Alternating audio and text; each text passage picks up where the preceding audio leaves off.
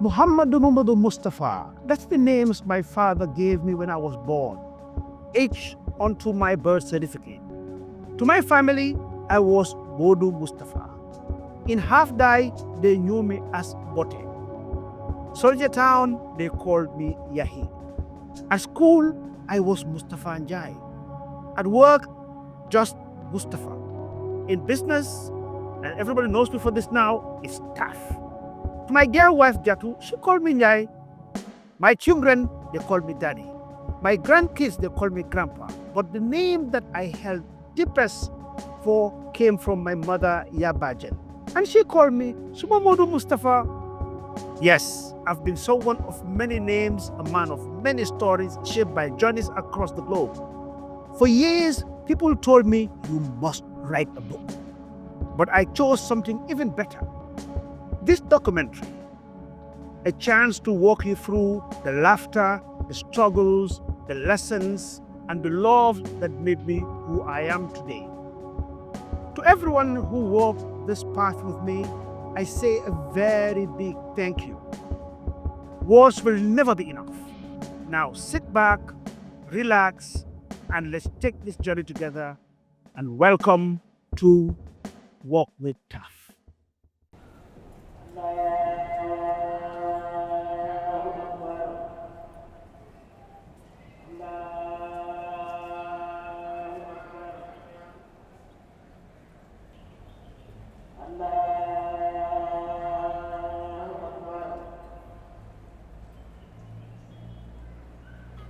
Good afternoon, beautiful listeners. Welcome to Afro Radio. You're listening to the Let's Talk Show live on 107.6 FM. My name is Mariama, Colley, and it's another beautiful afternoon here in the studio. I hope you're all having a wonderful Friday and getting ready to have a wonderful weekend.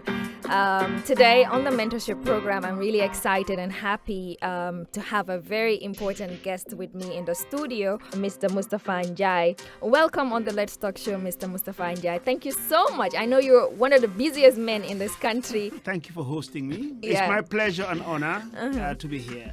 Thank you so Mustapha much. Njie, or simply TAF as he is known, is not your typical African retiree. He's on LinkedIn, Facebook, Instagram, Twitter, TikTok, and he even has his own YouTube channel. And he posts regularly across all these platforms. So let's walk with him to see how he became a real estate luminary, an influential leader, and a true success story of African entrepreneurialism.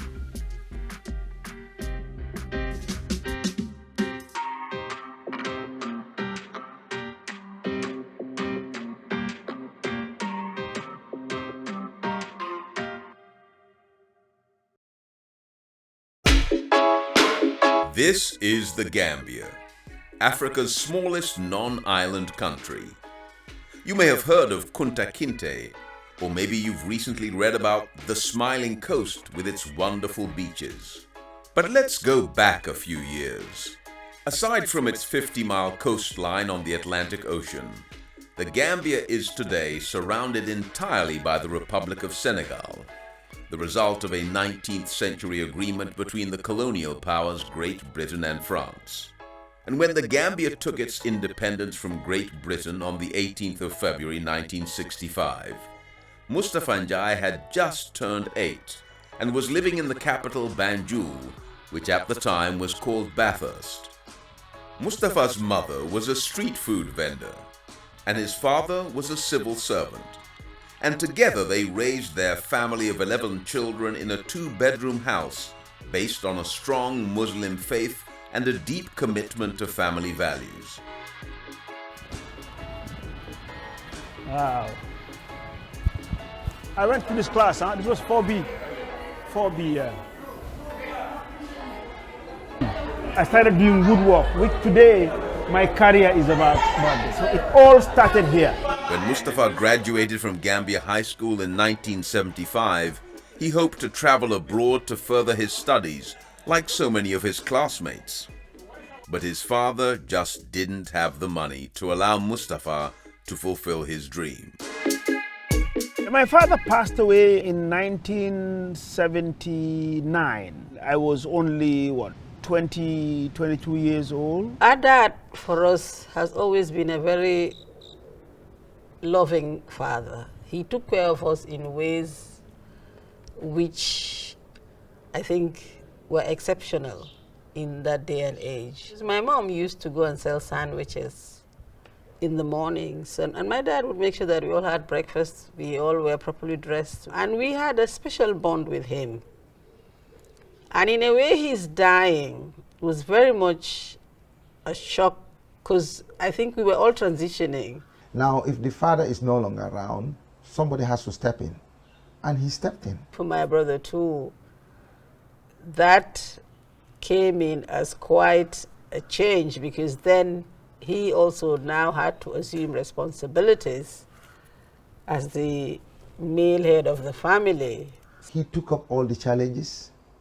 He was very strong, mentally, physically, and he had a direction. Amazing. So you started work at a very early age. At 18, and I have never, Wow. never stopped working till now. I'm trying to Obviously. stop, but it's difficult. He's retired, guys, but he's still working. I want to be like you when I grow up. Be, retire and still working. And so he decided to start his working career, first as a teacher at his alma mater Gambia High School, where he taught carpentry. By the age of 20, TAF was working for a British construction company, Balfour Beatty. They were looking for a young, educated Gambian who will assist the engineers. I was doing surveying, I was a draftsman, I will draw things out, I would do supervision. It was good to find himself in that situation where he can develop himself, had the opportunity to be in a construction site as big as that. There we worked something like 12 hours a day. And I had over probably 32 or so British, expatriates who I worked with. And I was then promoted as a site engineer. So everything they did, mainly in construction, I was there to double check. I was just telling him that, look, you need to make sure that everything is straight. Okay. And then clean the cement, huh? Okay. Yeah.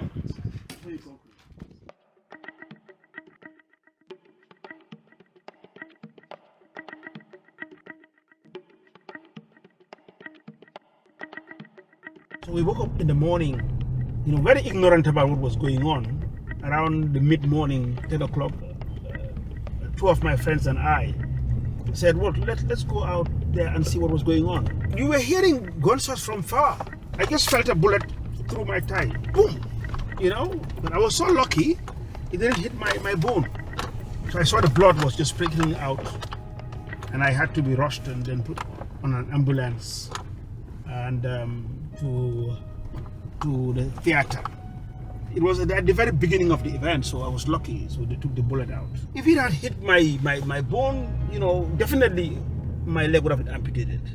And at the time I showed it to the kids, why they should embrace peace and unity. That you haven't witnessed this, so please don't take peace for granted.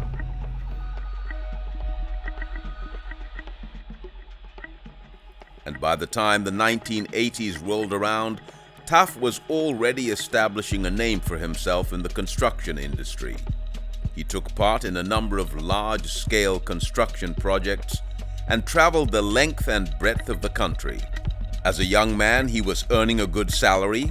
He was the father of a 2-year-old girl, Saini.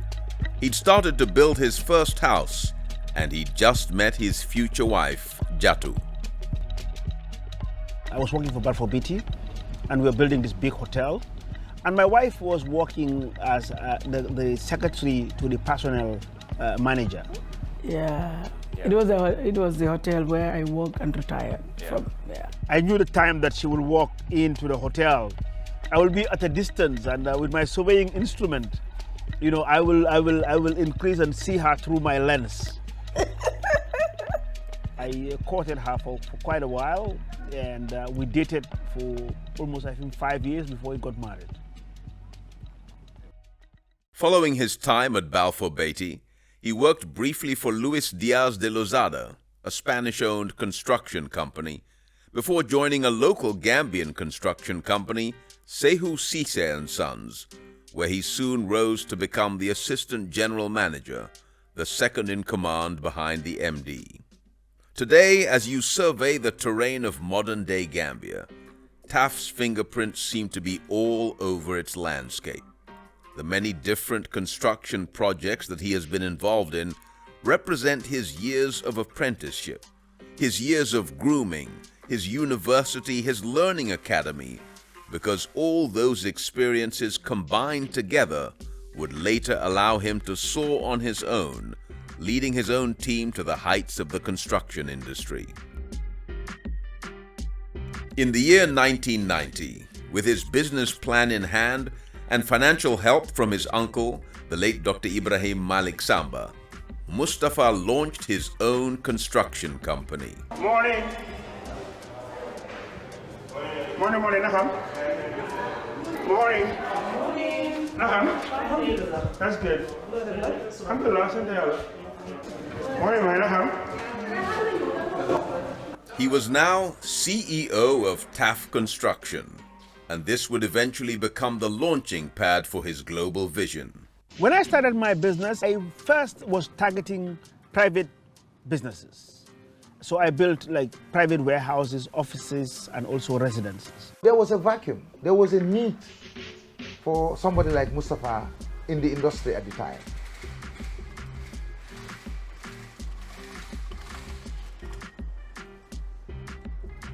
The first big client is what every entrepreneur dreams of. For TAF, it was Charbel El Haj, a Gambian of Lebanese origin who needed warehouses built for his family business. We knew each other, so when I started my business, I went to him looking for support and business and people that he knew, because he was quite influential. He was more or less the biggest businessman in the Gambia. So I approached him to develop our warehouses on Bond Road. It was a huge project because it was swampy. And he promised me that as long as you are serious, that you will deliver. I will talk to all my friends, and any job that I have, I will give it to you. My first big project with Mustapha. It was a success, and I think it was a success for both of us. After several big contracts, Mustapha started to establish his brand across the Gambia. And with his red TAF billboards emblazoned across every construction site, more and more people began to take notice. Assalamu alaikum.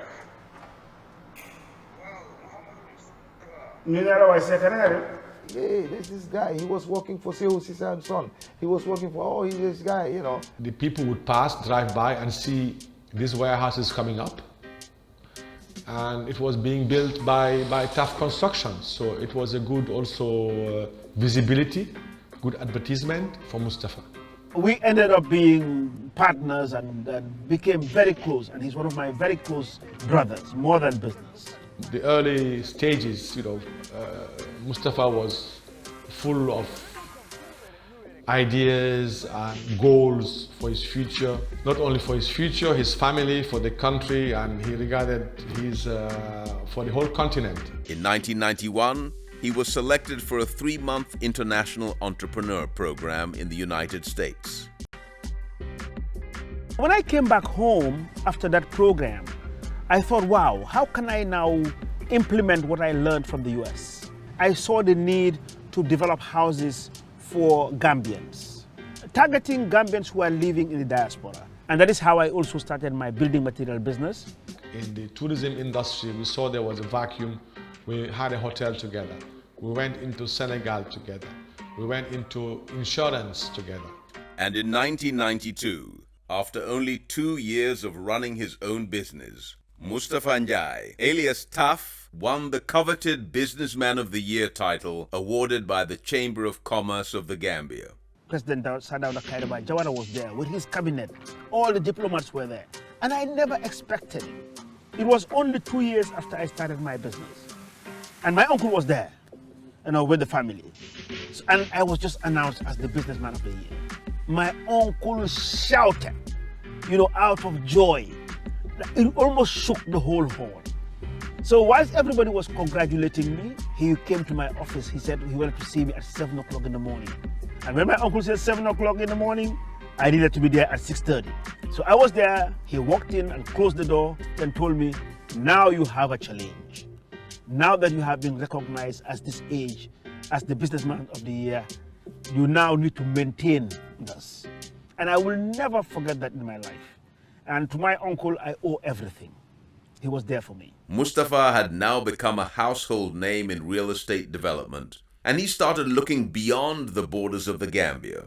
Always believing in his capacity to grow and to take on more challenges, he co-founded the West African Network. His own category, his own generation, his own contemporaries in different fields within the sub-region, Senegal, Mali, Guinea, and they started having exchange programs.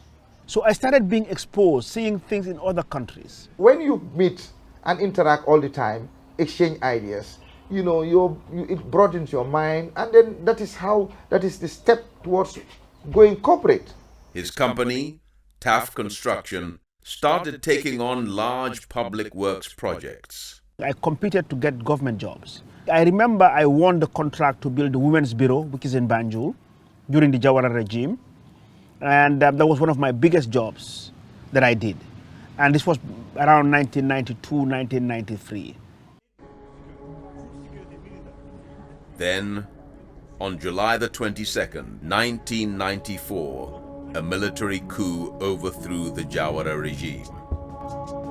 The situation was peace in this country. While some hoped for a change for the better, it turned out to be the beginning of a dark period for the country.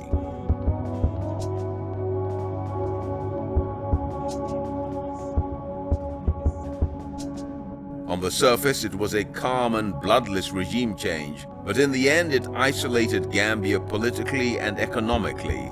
Some were scared that, you know, the military are not the best that will govern. And again, unknown, they were young.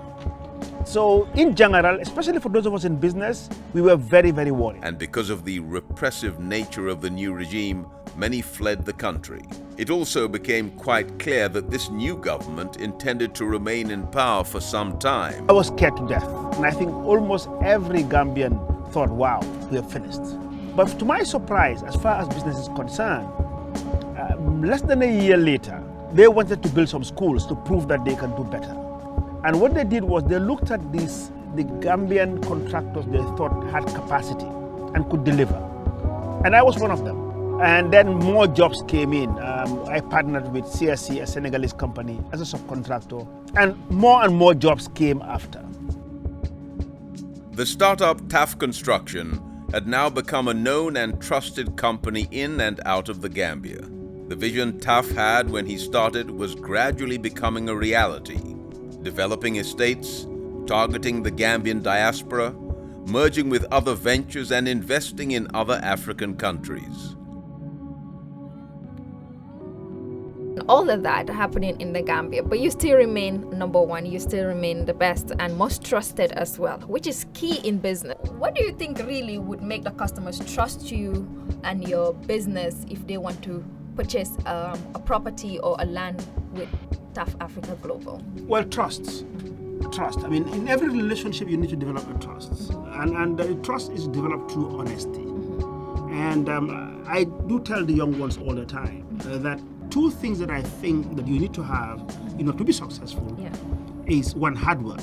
You must work hard. I mean, if you don't work hard, there's no way you can win.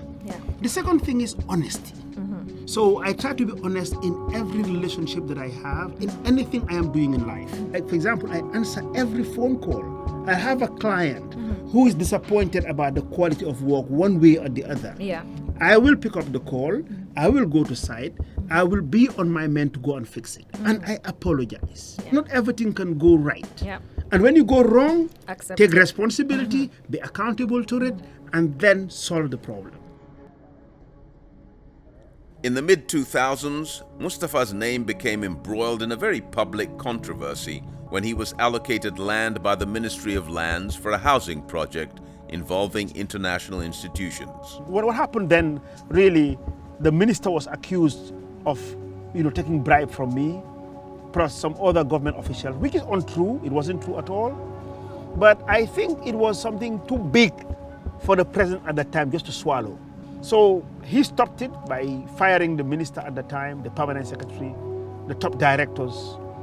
without directly saying that I was the cause of it. I think it was a matter of just showing authority of who I am. Why should this project go on without coming through me? I had to consult both at the national and at the international level and engage the president and the government. These were mostly difficult times. And yes, at times we'd be worried.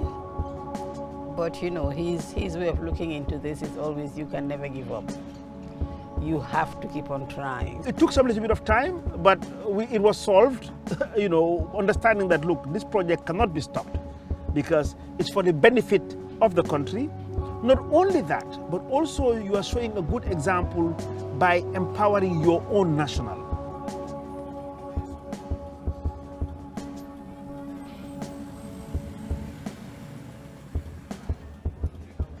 I just decided to pull out of those type of business. And that is why I went into mass housing, where I don't need to really corrupt anybody or bribe anybody to get a job. Actually, one of the things that one needs to do all the time is to be able to be independent. Find some little bit of independence where you can do things without government. I think generally in Africa, we see that corruption is endemic. People see it as a way of life. My opinion about it, that it needs to change, because corruption mainly is done, within government, because that's where the public funds are. And normally you see it around, politicians, and quite a number of politicians are there to enrich themselves. That's what we see. Not everybody, but quite a number of them are not that patriotic to work for the interests of the masses. It will be nice to see, a new breed of politicians and people in government who see the country first, who want to work for the country, who are committed in the country. I would love to see a new breed of leadership. And again, this is both in government and in the private sector. We need to really change the way we think. It's not sustainable, because otherwise, as we are seeing, crime will just be going up, because the divide between the poor and the rich is just increasing. So I'm not too sure how it will be done.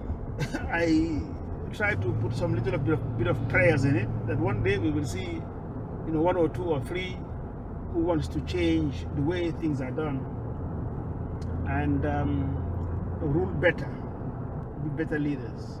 Mustapha's family is part of the Tijaniya Brotherhood, which traces its roots to the Maghreb.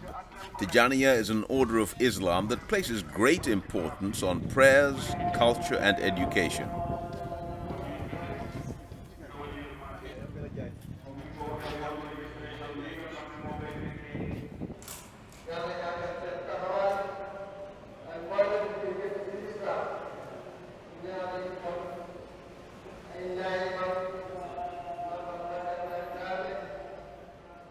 I don't take alcohol, I don't take pork. I follow all the practices as a Muslim, but I'm also very tolerant to the other religions. Being raised in Banjul those days, there was a lot of liberalism. We never saw a divide between Muslims and Christians.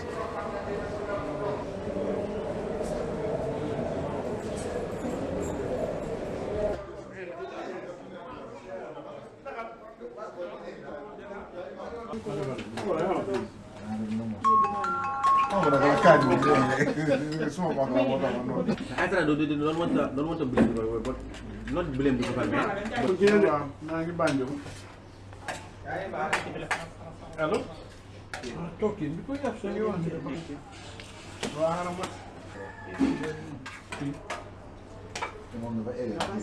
Yeah? You must have seen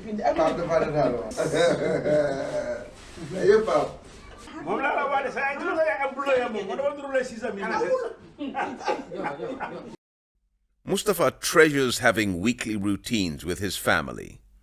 He also regularly meets up with his childhood friends in what is called their vous, taken from the French word rendezvous, meaning appointment. Like whenever it's a feast. We all come together for one day like this. Some of us have held very high responsible positions, like state ministers, and express our opinion. You know, we feel like we're still teenagers. We joke with each other, we laugh. You can see we still bring our attire. But if anything, I mean, my confidence was developed through here. By the year 2010, the situation in the Gambia had become very difficult. The government didn't have any good atmosphere for me to practice my business. So yes, at times I really felt threatened, and I was very careful. So when opportunities came to go to Nigeria in 2012 or so, I just grabbed it, and I knew, look, this was the time to leave and, you know, exploit other opportunities.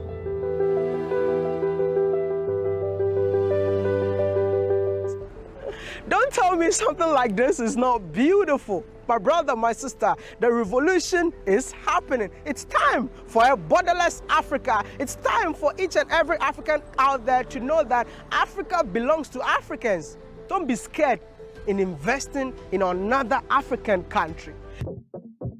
While on a flight to South Africa, a friend of TAF's met a senior Nigerian civil servant who worked in public infrastructure and was looking for a developer to help deliver mass housing in the south of his country.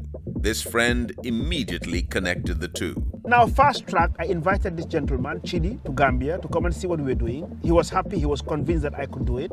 I went to Nigeria, he introduced me to the governor of River State at the time, and he wanted to do mass housing for public servants and also for the private sector. They provided the land, and I raised the finance. I built everything from scratch, and the rest is history. Was this a convenient opportunity to go into temporary exile? Or was this an irresistible business opportunity? Mustapha had many reasons to leave the country. He decided to launch a new company, RIVTAF, and set up an office in Port Harcourt, Nigeria. He wanted to move on very young. He has his business, he has a legacy, he has his family who work with him. If you know TAF, you know that he basically will take any risk. When the opportunity came up from Nigeria, he decided to knock on the door and go and see how he can expand and work in Nigeria and elsewhere. Nigeria was a big risk, and I guess a big risk that paid off too. Located in a 40-hectare land area, has led to the creation of a subsidiary company called RIVTAF. A unique element of the RIVTAF project is the almost exclusive use of African contractors to produce world-class results. But that's not all. Mustapha Njie is also taking an unusual approach to recruiting by employing a largely female workforce in administrative positions. I happen to be one of the few people who first went to visit the project at the time. In 2014, I was very emotional. I didn't want him to see it. I was very emotional. Because from the airport, he went, took me around to show me everything. He showed me so many things. But to me, I didn't even pay attention. I was so filled, my heart was so filled with joy. You know, look at this guy. You know, I mean, look at all what he went through in his own country. Look at the reception he has and the opportunity he's been given in a different country. Destiny brought me here. Hey, you keep on saying I was destined to be here. But But the problem is that, look, there was an opportunity. Because then in Port Harcourt, there was nothing like this. This is where the treasury of Nigeria is. This is where the wealth is. This is where the oil center is. And obviously they need decent accommodation. So I identified the need. There was a need for it. Then I took the risk. Everybody said, oh, it's too risky. Don't come here, you know, kidnapping, everything. But where there's no risk, there's no returns.